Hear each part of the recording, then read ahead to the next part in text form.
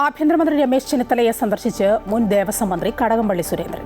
ശബരിമല സ്വർണ്ണക്കൊള്ളക്കേസിൽ ആരോപണ വിധേയനായ മുൻ ദേവസ്വം മന്ത്രി കടകംപള്ളി സുരേന്ദ്രൻ ചെന്നിത്തലയുടെ വീട്ടിലെത്തിയാണ് കണ്ടത്.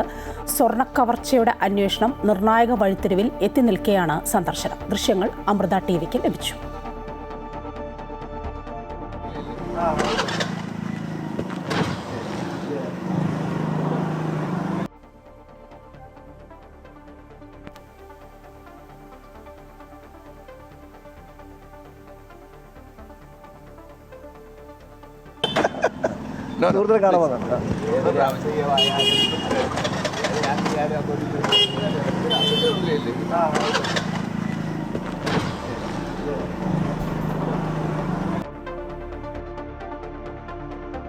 മുൻമന്ത്രി കടകംപള്ളി സുരേന്ദ്രൻ ഏതായാലും ആഭ്യന്തരമന്ത്രി രമേശ് ചെന്നിത്തലയെ വീട്ടിലെത്തി കണ്ടിരിക്കുന്നു.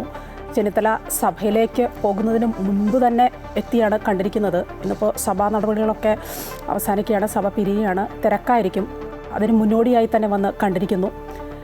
എന്താണ് കാര്യമെന്ന് അറിയേണ്ടതുണ്ട്. കൂടുതൽ വിവരങ്ങളുമായി രജിത്തുണ്ട്. ഇപ്പോൾ രജിത്ത്, ഈ ശബരിമല സ്വർണ്ണക്കൊള്ളക്കേസിൽ ആരോപണ വിധേയൻ കൂടിയാണ് കടകംപള്ളി സുരേന്ദ്രൻ. സ്വർണ്ണക്കവർച്ചയുടെ അന്വേഷണം നിർണായക വഴിത്തിരിവിലേക്കൊക്കെ എത്തി നിൽക്കുകയാണ് ഇപ്പോൾ. ആ ഒരു ഘട്ടത്തിലാണ് കടകംപള്ളി സുരേന്ദ്രൻ്റെ ആഭ്യന്തരമന്ത്രിയുമായുള്ള കൂടിക്കാഴ്ച. എങ്ങനെ വിലയിരുത്താം? മായ, ഏറ്റവും നിർണായകമായ ഒരു കൂടിക്കാഴ്ച എന്ന് തന്നെ നമുക്കിതിനെ പറയാൻ കഴിയും. കാരണം മുൻ മന്ത്രി ദേവസ്വം ബോർഡിൻ്റെ മുൻ മന്ത്രിയാണിപ്പോൾ ആഭ്യന്തര വകുപ്പിൻ്റെ ചുമതലയുള്ള രമേശ് ചെന്നിത്തലയുമായി കൂടിക്കാഴ്ച നടത്തിയിരിക്കുന്നത് എന്നാണ്. അതിൽ ഏറ്റവും പ്രധാനം 2019 ശേഷം നടന്നിട്ടുള്ള സ്വർണ്ണക്കൊള്ളയുമായി ബന്ധപ്പെട്ടുകൊണ്ട്, ശബരിമലയിലെ സ്വർണ്ണക്കൊള്ളയുമായി ബന്ധപ്പെട്ടുകൊണ്ടുള്ള ആരോപണ വിധേയൻ കൂടിയാണ് മുൻ മന്ത്രിയായിട്ടുള്ള കടകംപള്ളി സുരേന്ദ്രൻ.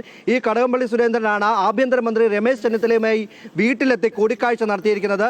സൗഹൃദ കൂടിക്കാഴ്ച എന്ന് മാത്രമാണ് കടകംപള്ളി സുരേന്ദ്രൻ നമ്മളോട് പ്രതികരിക്കുകയും ചെയ്തത്. എന്തായിരുന്നു കൂടിക്കാഴ്ചയുടെ ഉദ്ദേശമെന്ന ചോദ്യത്തിന് അദ്ദേഹം മറുപടി നൽകിയില്ല. താൻ തൻ്റെ സുഹൃത്തിനെ കാണാൻ എത്തി എന്ന് മാത്രമാണ് അദ്ദേഹം വ്യക്തമാക്കിയത്.